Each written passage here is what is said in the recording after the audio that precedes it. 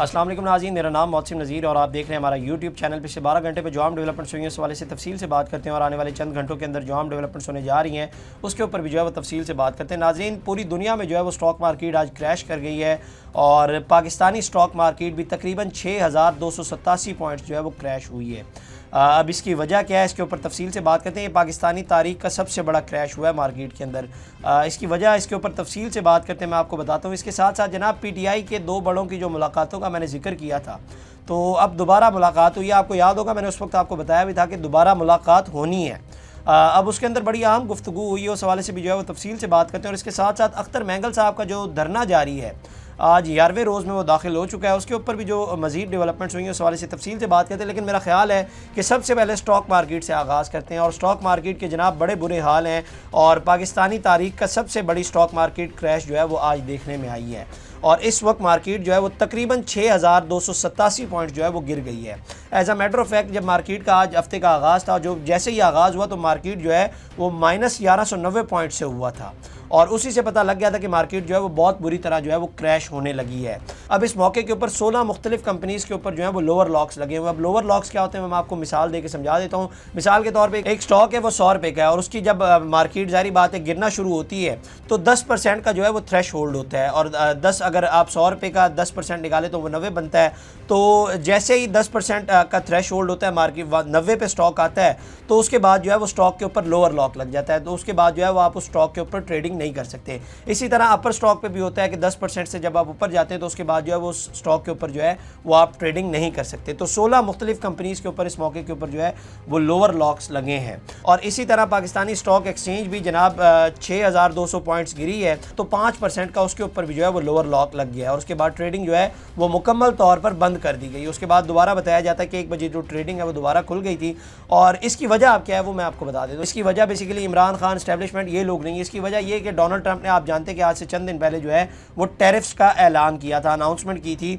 और आप जेहन में सोच रहे होंगे कि इतनी देर से इम्पैक्ट क्यों हुआ इसका। आपके जेहन में हो तो 2-3 दिन पहले जब डोनाल्ड ट्रंप ने ऐलान किया था, सेम डे जो है वो शहबाज शरीफ साहब ने बिजली की प्राइसेस भी जो है वो कम की थी, उसकी अनाउंसमेंट की थी। तो मार्केट ने जो है वो उसको पॉजिटिव में लिया था, लेकिन उसका इम्पैक्ट जो है वो आज देखने में आया और मार्केट जो है वो बड़ी बुरी तरह जो है वो क्रैश हुई।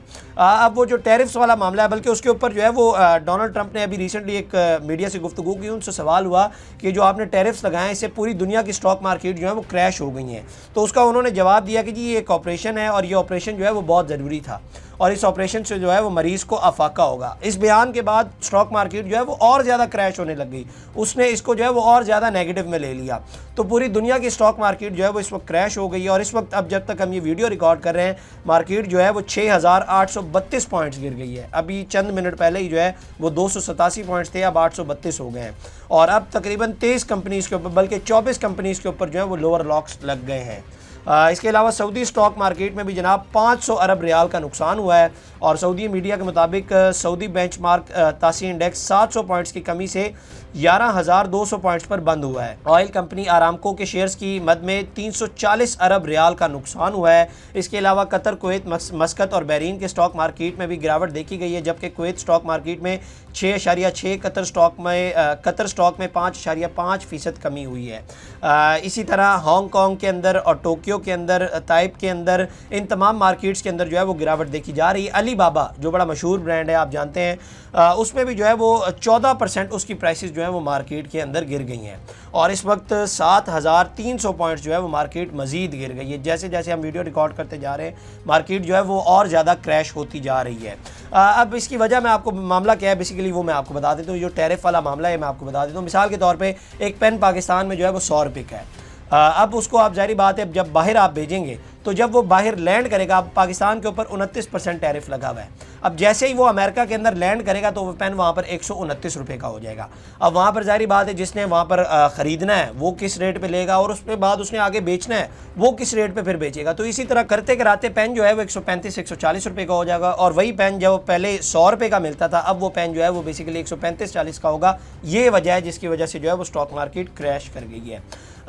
इसमें हमें तो चले नुकसान हुआ ही हुआ है, हमारे ऊपर तो 29% टैरिफ लगा है, वहीं पे वियतनाम के ऊपर जनाब 46% का टैरिफ लगाया गया है और 37% का टैरिफ जो है वो बांग्लादेश पे लगाया गया है। इवन दो ये पाकिस्तान के लिए थोड़ी सी फेवरेबल सिचुएशन भी कहा जाता है कि बात की जाती है कि फेवरेबल सिचुएशन है, वो इस तरह से कि पाकिस्तान को थोड़ी सी फेवर इसलिए भी मिलती है कि इंडिया के ऊपर जो है वो 26% है, हमारे ऊपर 29% है, वियतनाम के ऊपर 46% है, बांग्लादेश के ऊपर जो है वो 37% टैरिफ लगाया गया। अब ये चार मुल्क जो है वो टेक्सटाइल बहुत ज़्यादा एक्सपोर्ट करते हैं अमेरिका को। हमारे पास इन दो मुल्कों से ज़्यादा अब मार्जिन होगा, जारी बात है। अब वो कैसे, इंडिया के पास तो फिर भी वो हमसे 3% नीचे है, बाकी दो ममालिक से हमारे पास जो है वो ज़्यादा मार्जिन होगा। तो मामलात को निगोशिएशन के ज़रिए अगर हल कर लिया जाए, पाकिस्तान अपने टैरिफ कम कर देता है तो उसके बाद अमेरिका को कहता है, ये जारी बात एक बड़ा लंबा प्रोसीजर है, निगोशिएशन के थ्रू ही जो है वो मामलात रिजॉल्व होंगे और टैरिफ कम होंगे, तो ये फेवरेबल सिचुएशन हो सकती है। तो ये जनाब स्टॉक मार्केट की सूरत हाल है। तो स्टॉक मार्केट जो है वो क्रैश कर गई इस वक्त मुकम्मल तौर पर, और पूरी दुनिया में, ना सिर्फ पाकिस्तान में। अब आ जाए ज़रा PTI के ऊपर।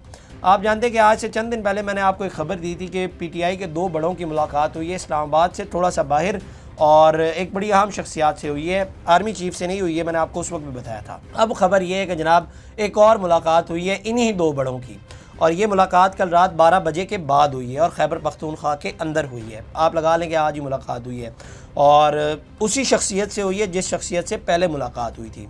और इसके अंदर जो पहले पैगाम पहुंचाया गया था पाकिस्तान तहरीक इंसाफ की जानिब से या इमरान खान साहब की जानिब से कि जी अगर पार्टी की तरफ से चलें, अगर आप इसको इस तरह से ले लें कि हमें कोई अगर सिग्नल दे दिया जाता है कि इमरान खान साहब को रिहा कर दिया जाएगा या बुशरा बीबी को जो है वो रिहा कर दिया जाएगा, तो फिर जो है वो हम पूरे पाकिस्तान में एहतजाज वगैरह या धरने वगैरह या प्रोटेस्ट वगैरह जो है वो हम लोग मार्च वगैरह या हम लोग जो है वो ये सब नहीं करेंगे, क्योंकि हमें सिग्नल नहीं नज़र आ रहा, जिसकी वजह से जो है वो हम इस तरफ जा रहे हैं। तो उसका आगे से जवाब मिला कि जी इनको जिन केसेस के अंदर सज़ाएं हुई हुई हैं वो बिल्कुल जेन्युइन केसेस हैं। अब ये उनकी जानिब से कहा गया है कि इनको जिन केसेस में सज़ाएं हुई हुई हैं ये बिल्कुल जेन्युइन केसेस हैं और इनके अंदर जो है वो कोई अमल दखल स्टैब्लिशमेंट का नहीं है।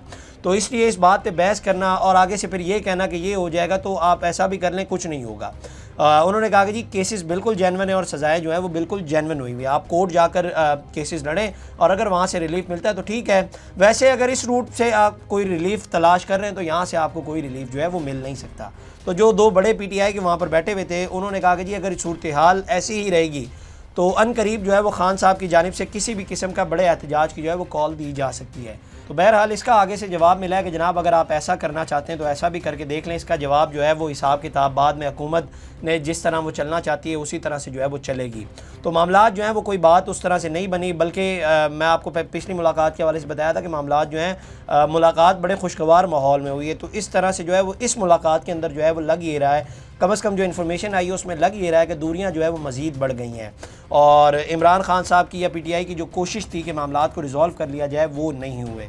तो बहरहाल जनाब कोई ब्रेक थ्रू नहीं हुआ। आगे चल के जो मुलाकातें होंगी उस हवाले से जो अहवाल सामने आएगा उस हवाले से भी आपको बताएंगे। इस तरह की और वीडियोस देखने के लिए सब्सक्राइब कीजिए हमारा चैनल और देखते रहिए PSPKG न्यूज़।